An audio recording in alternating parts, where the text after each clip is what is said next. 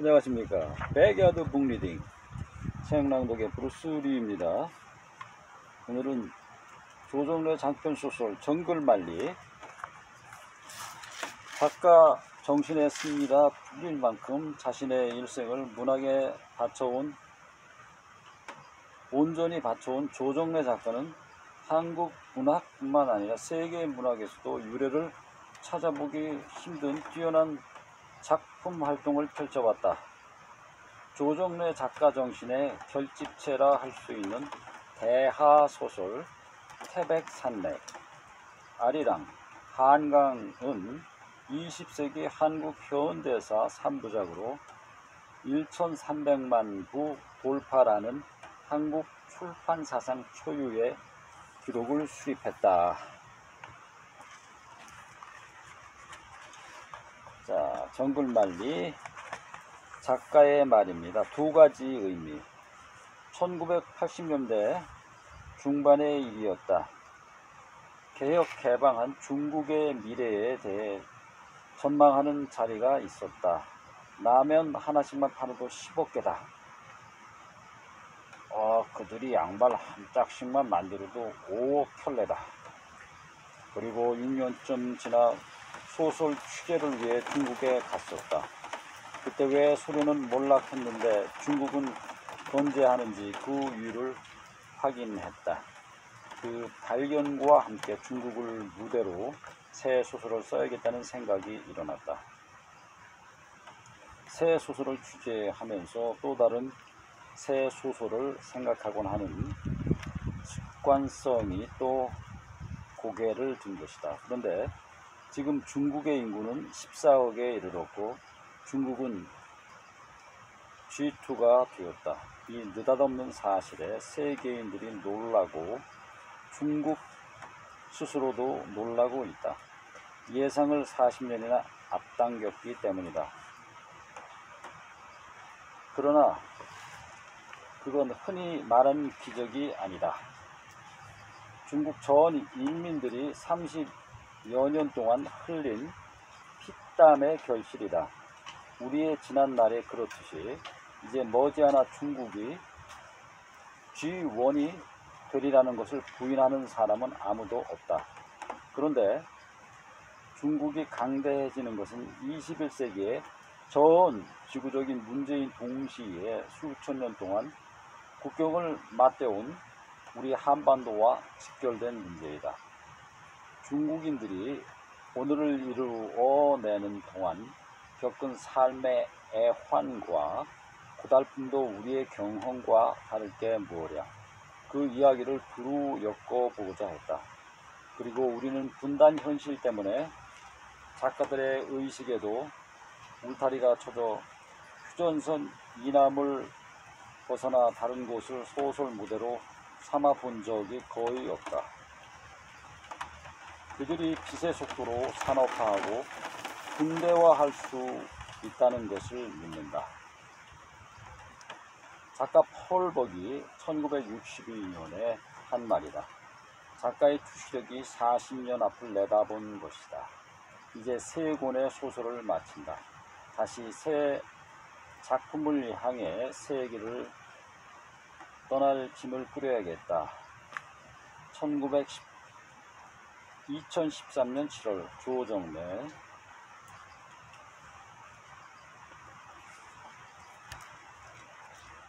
첫 번째 장 제목은 깨끗한 돈, 더러운 돈. 오시느라고 수고하셨습니다. 전 전대광입니다. 남자는 상대방의 이름이 적힌 종이를 반으로 접는가 싶더니 곧바로 명함을 내밀었다. 그 연습 동작은 기름칠이 잘 된 기계의 작동처럼 빠르고도 자연스러웠다. 그의 그런 동작은 울림 좋은 목소리며 부드러운 표정과 어울려 세련된 여행사 직원 같은 느낌을 풍기기도 했다. 예. 제가 명함 교환을 예상하지 못했던지 상대방은 당황스러운 몸짓으로 양복 주머니를 더듬었다. 아니, 괜찮습니다. 저는 원장님께서 안심하시도록 명함을 드려야 하지만은 원장님이야 제가 다 알고 있는 거려.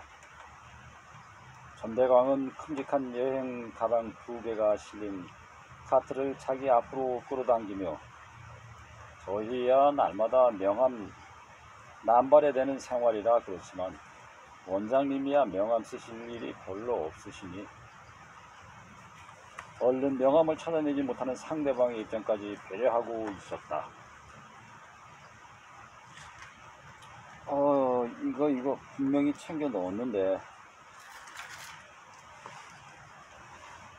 허둥대듯 이주머니 주주머니로 손을 옮기고 있는 상대방의 얼굴에까지 당황스러움이 드러나고 있었다. 복잡하니까 우선 밖으로 나가시죠. 전대광은 카트를 밀기 시작하면서 아이고 인간들 어지간히 떠들어대네. 이 버릇 언제나 고치려나. 그래. 그는 시끌시끌한 소리가 넘쳐나는 공항 대합실을 둘러보며 혀를 쳤다. 중국 경제 수도의 공항답게 드넓은 대합실은 사람만 와글와글 가득 찬 것이 아니었다. 그 많은 사람들이 마음 놓고 떠들어대는 소리가 높은 천장을 더 높이 떠받쳐 올릴 기세였다. 그 시끄러운 소리들은 주고받는 말 때문만이 아니었다. 핸드폰 거는 소리들이 더 많았다.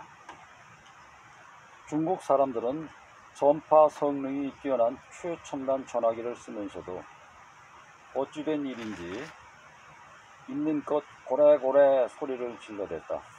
초고속의 줄기찬 경제 발전 속도에 따라 핸드폰 소지자는 날로 달로 늘어나게 되어 있고 그 와글와글 끓어오르는 소음은 갈수록 심해질 수밖에 없었다. 그런데 중국 사람들의 말소리 큰 버릇은 정부도 골치를 썩는 문제거리였다. 대국이라고 뻐기는 것과 멘츠, 체면, 멘츠 세우는 것은 중국 사람들이 유별나게 좋아하는 것이었다. 그러니 올림픽 개최는 그 두 가지 기분을 뱉어지도록 즐길 수 있는 그야말로 하늘이 내려주신 절호의 찬스가 아닐 수 없었다.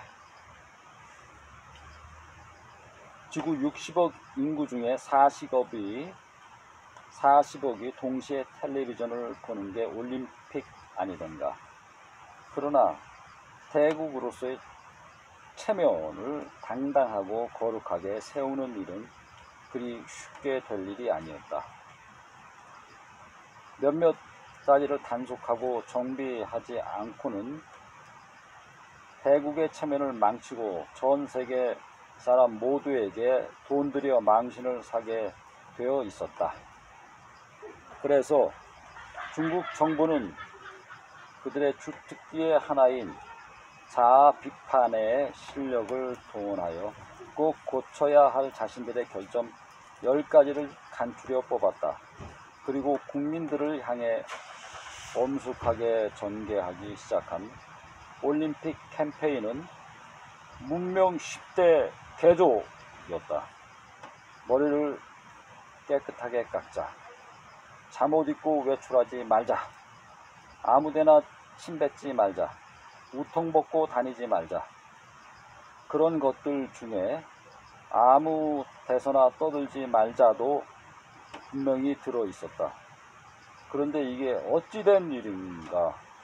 그 엄숙한 문명운동이 아무런 효과도 못 거둔 것일까?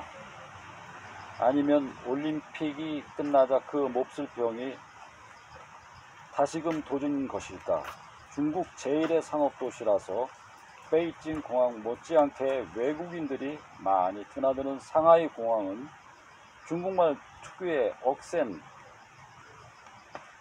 악센트들이 부딪히고 뒤엉키며 시끌시끌한 소음의 바다를 만들고 있었다. 아니 그거 이리 주십시오. 전 부장님이 여행사 가이드도 아니고 상대방이 다급하게 전대광을 뒤따르며 카트를 잡으려고 팔을 뻗었다. 아, 괜찮습니다. 신경 쓰지 마십시오. 원장님은 상하이가 초행인 손님이시고 저는 엄연히 중국 정부에 세금을 바치고 있는 상하이 시민입니다. 그리고 직업상 이런 식의 손님 접대는 몸에 배기도 했고요. 전대광은 상대방의 눈길을 맞추며 입술로 웃었다. 아, 이거 죄송해서. 상대방은 마주 웃으며 이 사람들 인천공항에서보다 몇 배 더 떠드는군요. 이거 어허. 그는 두 손으로 귀를 막는 듯한 몸짓을 하며 강한 느낌으로 고개를 절레절레 저었다. 그런 얼굴에 어두운 그늘이 스쳐갔다. 너무 실망하지 마십시오. 첫인상 치고는 별로 좋지 않지만 살다 보면 곧 익숙해지게 됩니다. 그리고 중국은 이런 거슬리는 것보다 마음에 들고 좋은 게 더 많은 곳입니다. 아, 예. 적응해 가야지요. 그 남자는 그늘을 털어내며 목소리를 바꾸었다. 아, 당신은 상사원이라 그런지 무척 눈치도 빠르고 세련됐군. 인상만이 아니라 목소리도 좋고 타고난 상사원이야. 난 당신같이 사교성 있는 사람이 부러워. 그는 걸으며 옆 눈길로 전대광이라는 40대 중반의 사내를 살폈다.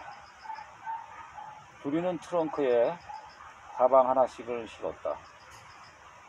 여기 있습니다. 벨트를 맨 그가 전대광에게 명함을 내밀고는 겉주머니에 두고는 괜히 속주머니만 주저쓰니 아이 참 혼잣말을 흘렸다. 명함을 받아든 전대광은 금세 어이없는 얼굴이 되었다.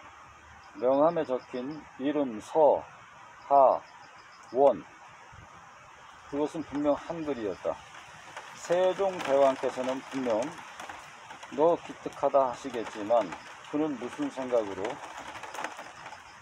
김포가 아닌 인천공항에서 비행기를 탄 것일까? 주민등록증이 아닌 여권을 내고 국제선 비행기를 타면서 한글 전용 명함을 휴대한 그의 둔감이 참 대단하다 싶었다. 그러나 실소가 나오려는 감정을 전 대광은 곧 바로 잡았다. 싼 인건비를 찾아 중국 땅으로 쏟아져 나왔던 한국 중소기업의 그 많은 사장님들은 명함을 센스 있게 다 한문으로 바꾸셨다. 그런데 직함만은 모두 한자로 사장이거나 한자로 대표였으니 중국에서 불통이었다. 중국에서 사장 직함이 총경리라는 것을 깨닫기까지는 한참이 걸렸다. 돈벌이는 눈치노름이라고 하는 사장님들께로서 그런 무지와 둔감을 저지르는 판이었으니 의사 선생님의 그런 둔감은 그야말로 애교로 봐줄 수밖에 없다 싶었다.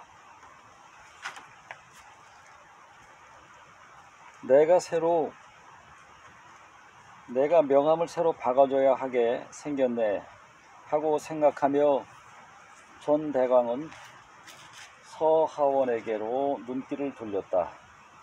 서하원은 아까 받은 명함을 손끝에 들고 유심히 내려다보고 있었다.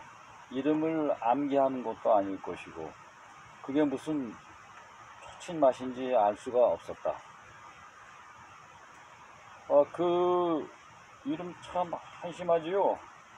전 대광은 핸들을 우회전으로 돌리며 불쑥 말했다. 네? 예? 서는 자다가 깬 듯한 눈길로 전대광을 쳐다보았다. 그 이름 둘째가라면 서러울 정도로 촌스럽잖아요. 큰 대에 빛광, 아무 글자나 하나 쓸 일이지 좋은 뜻을 곱빼기로 갖다가 붙였으니 우리 아버지 욕심이 촌스러움이 극치예요. 그렇게 기도해봤자 또 종합상사 부장꼴일 뿐인데. 전대강은 혀를 차며 코웃음을 쳤다. 저는 그런 생각은 전혀 안 했고, 그냥 전 부장님이 인상이 참 좋구나, 좋은 사람 같다. 서하원은 밥을 꼭꼭 씹는 것처럼 말을 누르는 느낌으로 느리게 하고는 세상에는 고약한 사람들만 드글드글한 줄 알았는데, 그는 이 말을 멀리 사라지는 소리처럼 중얼거렸다. 전대광은 그의 얼굴을 흘낏 곁눈질을 했다. 그 얼굴의 쓸쓸한 기색과 함께 또 그늘이 스치고 지나갔다. 전대광의 뇌리에는 언젠가 텔레비전 화면에서 본 양 한 마리가 떠올랐다. 어떤 사나운 동물들에게 물어뜯긴 것인지 그 양은 상처투성이의 뭉으로 바위 틈에서 오들오들 떨고 있었다. 크로조된 두 눈에는 눈물이 그렁그렁 어려 있었다. 아, 양도 우는구나. 그때 처음 느낀 가슴 먹먹함이었고, 그렇지, 소도 우는데 하며 그 양을 다시 보려 했을 때 화면은 광막한 초원으로 바뀌어 있었다. 상처 입은 그 가엾은 짐승, 얼마나 고통스럽고 겁나고 외로웠을까? 어떻게 되었을까? 그렇게 떨어대다가 혼자 죽어갔을까? 한동안 그 가엾은 짐승의 모습이 문득문득 떠오르곤 했었다. 그건 어쩌면 자신의 모습이었는지도 모른다. 미국 땅에서 종합상사의 영업을 하며 받아온 크고 작은 상처가 그 얼마인지 알 수가 없었다. 그 양은 몸을 물어뜯겼지만 자신은 마음을 물어뜯긴 것이었다. 아프고 겁나고 외로웠지만 그때마다 그 상처를 스스로 오르만지고 핥으며 다시 일어나고는 했었다. 거절을 두려워하지 말라. 종합상사원의 절대 수칙이었다. 아니 절대 조건이었다. 아니 절대 신념이었다. 그것을 실천할 수 없으면 영업하는 자가 될 수가 없었다. 거절당할수록 찾아가라. 웃으면서 10번이고 100번이고 찾아가라.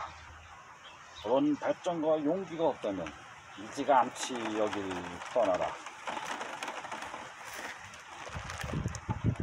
감사합니다. 지금까지 브루스리였습니다.